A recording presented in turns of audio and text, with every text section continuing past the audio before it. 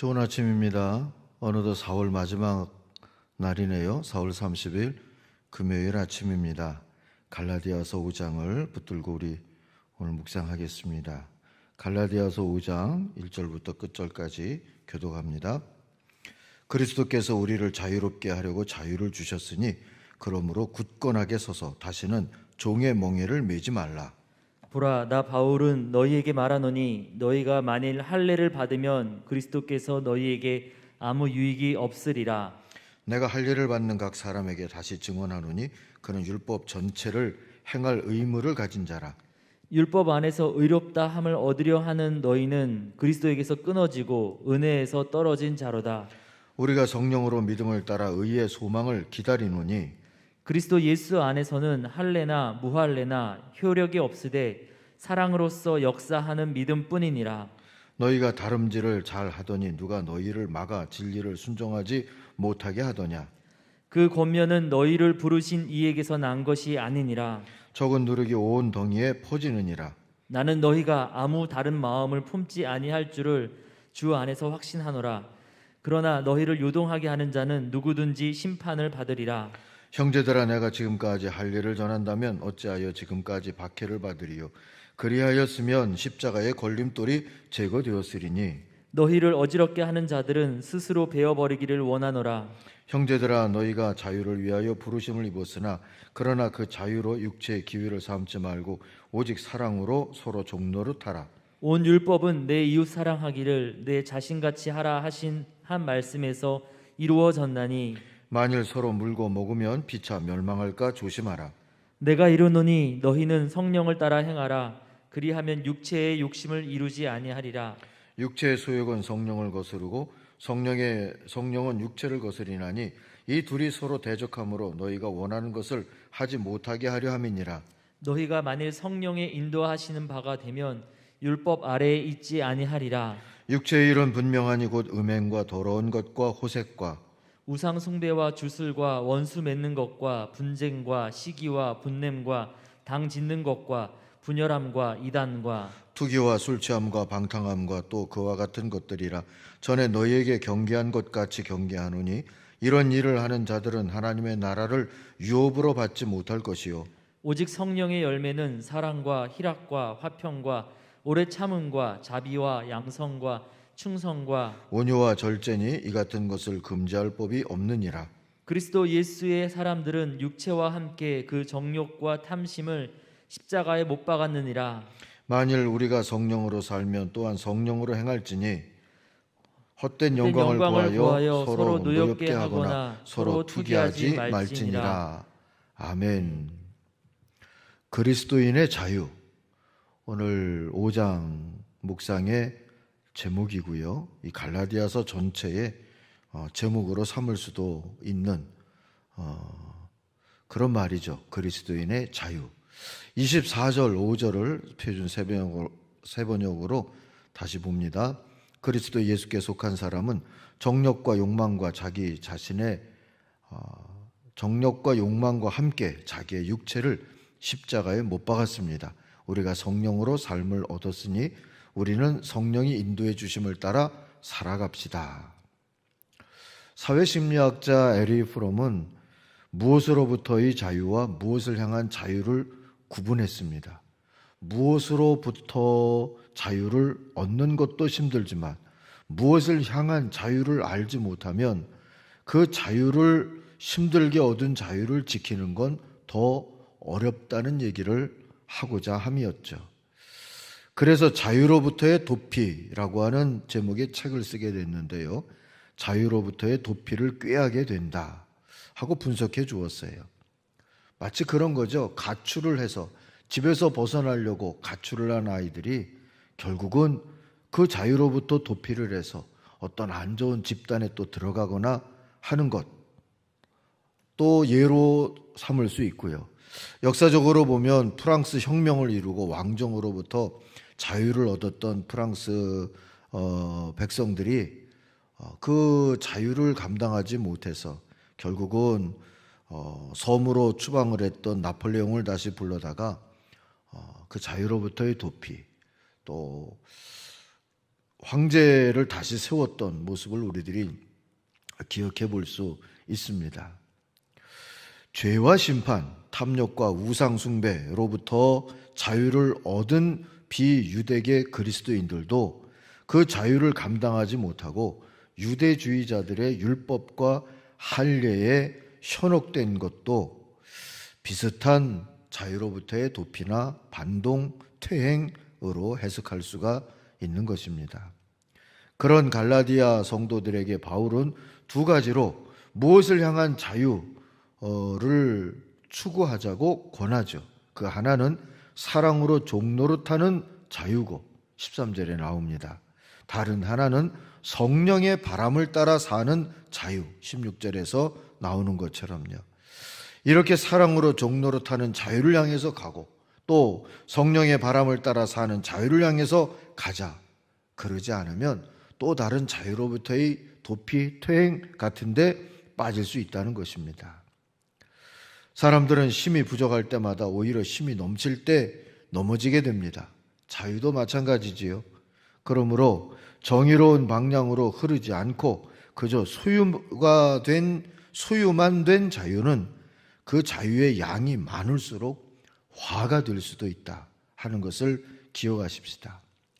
사랑하는 아침 가족 여러분, 사랑하는 자유인 여러분, 사랑과 성령의 열매를 바라며 살아갈 수 있기를 바랍니다.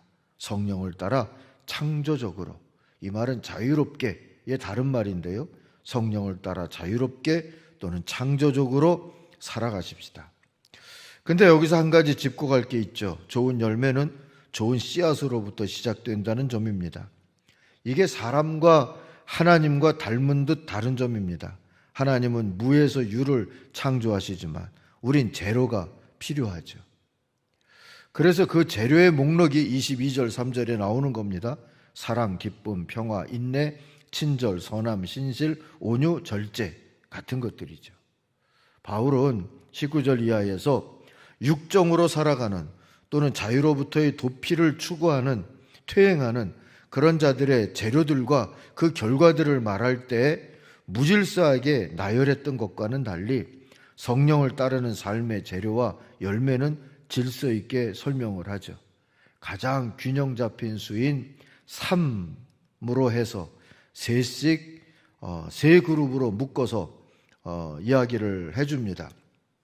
첫 번째 묶음은 사랑, 기쁨, 평화죠. 사랑은 나의 있는 그대로 존재 자체로 하나님께 받아들여졌다고 하는 그런 감동과 그 감동으로 살아가는 것을 말하고요. 기쁨은 하나님의 생명에서 나의 생명으로 값없이 흘러 넘치는 충만한 활력, 그 생명력을 기뻐하는 거고요.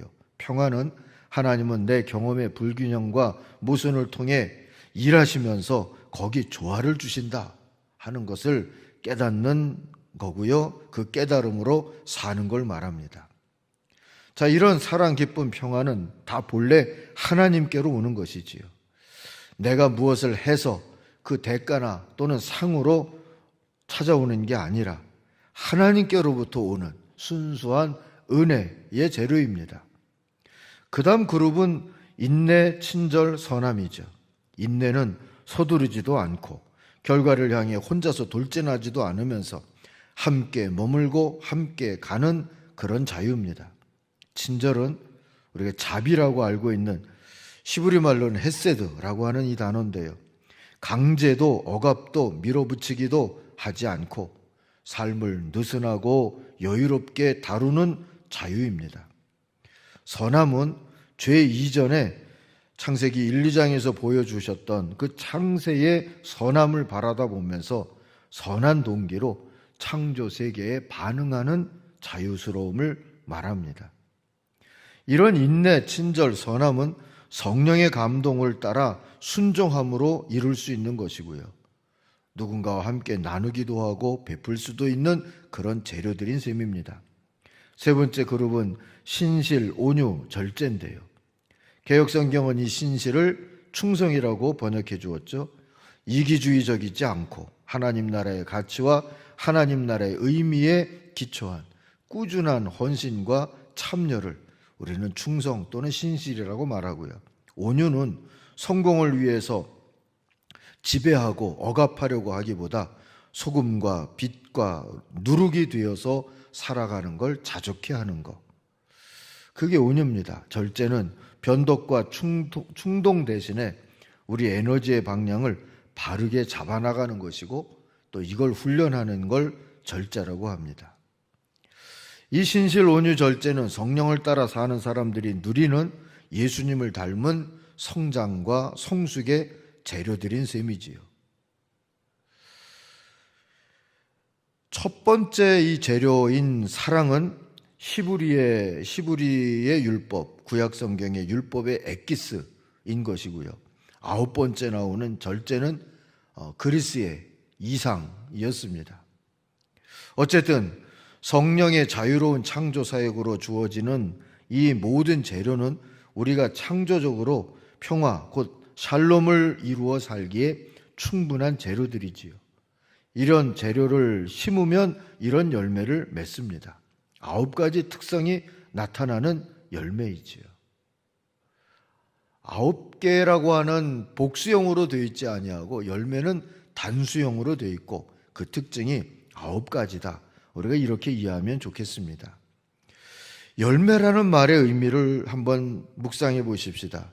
유기적으로 연결된 오랜 과정의 결과가 결국은 열매인 것이지요. 그러므로 오늘의 환경과 조건에 매여서 쉽지 않겠다. 그리고 열매 맺기를 포기하지 않아야 합니다. 다만 성령과 함께 창조적으로 살기를 소망하면서 인내한다면 이 열매를 향하여서 우리는 오늘도 씨를 뿌리듯 이 9가지 주님께서 주신 은혜에 순종하면서 살아갈 수가 있을 겁니다. 철학자이고 신학자인 베르자베프라고 하는 사람이 하나님은 인간을 당신의 형상대로 만드셨다는 얘기를 해주었는데요. 다시 말하면 본능적으로 형식과 전례에 매여 사는 존재가 아니라 자유롭고 자발적으로 창조성을 발휘해서 창조주 하나님께 응답하도록 만들어졌다는 거예요. 우리의 본능은 그렇게 만드셨는데 이 종교라고 하는 굴레 또는 철학과 지식이라고 하는 굴레, 신학과 신앙이라고 하는 굴레 속에서 뭔가 형식과 전례로 우리를 묶어놓고 이 무엇을 향한 자유로 나가지 못하게 하는 그런 일들이 우리 가운데 많이 벌어진다는 그런 비판을 하기 위해서 이런 이야기를 한 것이지요. 오늘도 창조적인 사람으로 사는 것, 곧 자유로운 사람으로 사는 것, 그게 창조주 하나님의 부름에 대한 피조물된 인간의 응답이다 하는 것을 우리들이 기억하고 살아가십시다. 그러기 위해서 24절에 나오는 말씀처럼 그리스도 예수의 사람들은 육체와 함께 그 정욕과 탐심을 십자가에 못 박아야 합니다. 다시 말하면 성령을 따르기 위해서 또 성령의 재료와 열매 맺게 하심을 따르기 위해서 우리의 재료들을 사용하는 거짓 창조성을 버리자는 그런 권고가 24절이지요. 못 박았다 하는 이 표현은 도박을 안 하려고 손목을 잘랐다 하는 식인 겁니다. 이제는 전에는 어떻게 했지? 다른 이들은 어떡하지? 전례와 관습은 뭐였지? 앞에는 어떻게 했지? 이렇게 묻기보다 주님이라면 어찌하실까? 성령님은 내게 뭐라고 말씀하시나? 물으면서 살아가야 합니다. 그것이 창조적인 사랑으로 살아가는 거고 자유롭게 하나님의 창조성에 또 은혜 주심에 그 사랑에 응답하며 살아가는 그리스도인의 자유의 삶이 될 수 있기 때문입니다. 그렇게 살아가시기를 간절히 바랍니다. 기도하겠습니다. 아버지 하나님, 하나님의 은혜를 아는 사람들처럼 이제는 정과 욕심을 십자가에 못 박게 인도하여 주시고 성령 충만함의 열매를 맺기 위하여서 성령으로부터 은혜로 받은 깨달은 그 귀한 재료들을 우리들이 매일매일 뿌리고 또 심으며 창조적으로 자유롭게 순종하며 기다리며 살게 하여 주옵소서. 우리를 인도하시옵소서. 예수님의 이름으로 기도하옵나이다.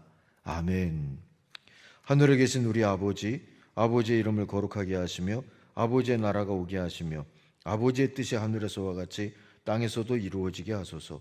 오늘 우리에게 일용할 양식을 주시고 우리가 우리에게 잘못한 사람을 용서하여 준 것 같이 우리 죄를 용서하여 주시고 우리를 시험에 빠지지 않게 하시고 악에서 구하소서.